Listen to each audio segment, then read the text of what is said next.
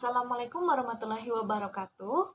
Di sini aku mau sharing kepada teman-teman semua, teman-teman guru semua tentang asesmen nasional. Pasti kalian udah pada akrab ya sama kata-kata asesmen nasional. Karena kan sebentar lagi asesmen nasional ini mau diselenggarakan. Kalau tidak salah waktunya itu Oktober 2021. Asesmen nasional ini artinya adalah penilaian nasional. Penilaian nasional ini terdiri dari 3 hal. Yang pertama ada AKM atau Asesmen Kompetensi Minimum yang terdiri dari kemampuan literasi dan kemampuan numerasi. Kemudian ada survei karakter atau pengukuran karakter. Karakter siapa yang diukur? Karakter siswanya.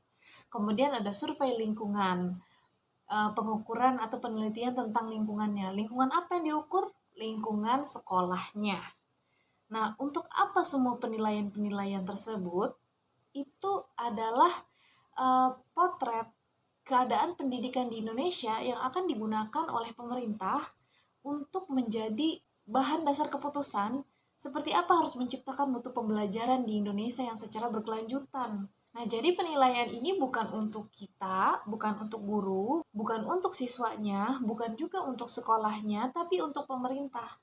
Sebagai gambaran bagaimana seharusnya program pembelajaran yang pas untuk diaplikasikan ke pendidikan di Indonesia secara standarnya, karena nanti program-programnya akan diserahkan kepada sekolah-sekolah yang bersangkutan. Jadi asesmen nasional ini dilatar belakangi oleh Undang-Undang Dasar 1945 pasal 31.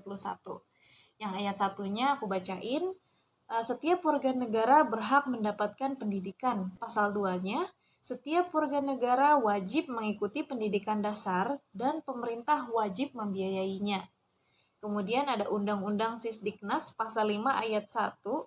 Setiap warga negara mempunyai hak yang sama untuk memperoleh pendidikan yang bermutu. Nah, jadi yang mau diwujudkan oleh pemerintah itu adalah pendidikan yang bermutu, pendidikan yang berkualitas, pendidikan yang memang berkolerasi positif dengan kehidupan. Karakternya terbentuk, akademisnya terbentuk, potensinya terbentuk. Oleh karena itu semua, terjadilah sebuah paradigma belajar yang sangat besar.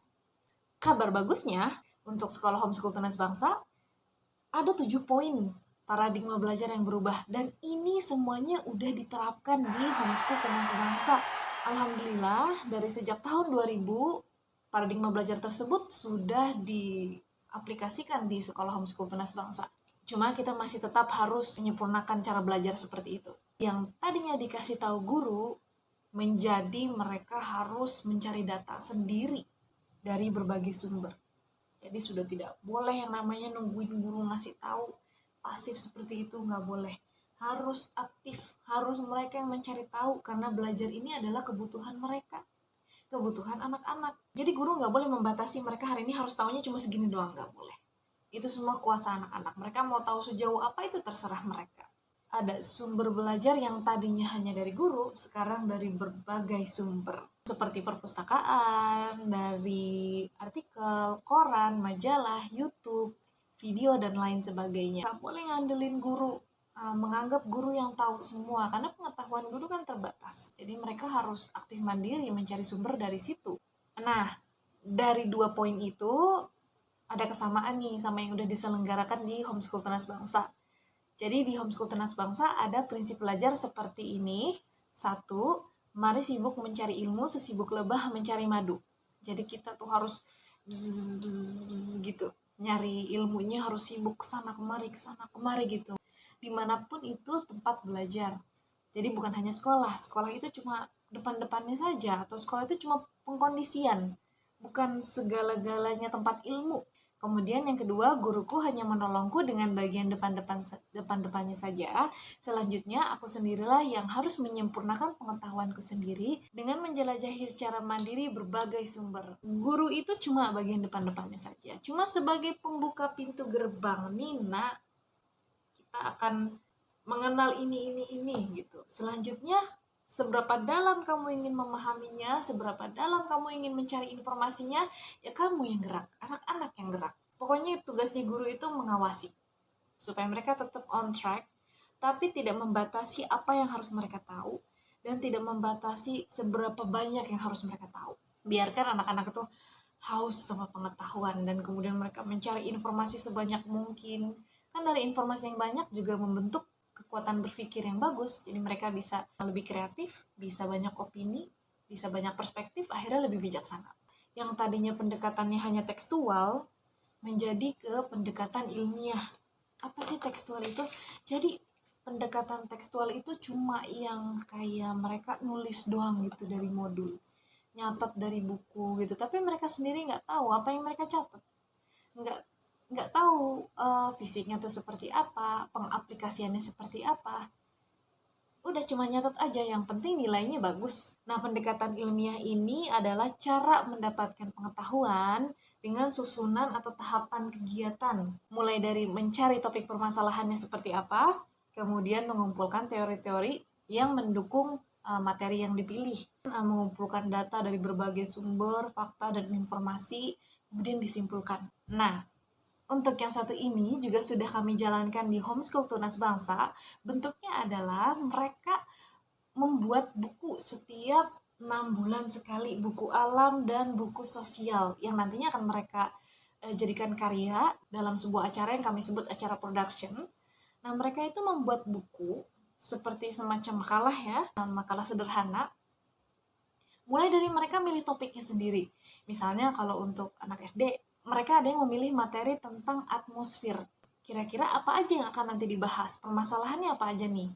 Pengertian atmosfer, terus susunan atmosfer, ada stratosfer, troposfer, dan sampai eksosfer itu. Kemudian apa fungsinya untuk kehidupan, bagaimana keadaan-keadaan yang ada di dalam setiap atmosfer. Setelah mereka merumuskan seperti itu, mereka akan mencari informasi tentang pertanyaan-pertanyaan mereka di internet, di perpustakaan, di YouTube, di berbagai sumber.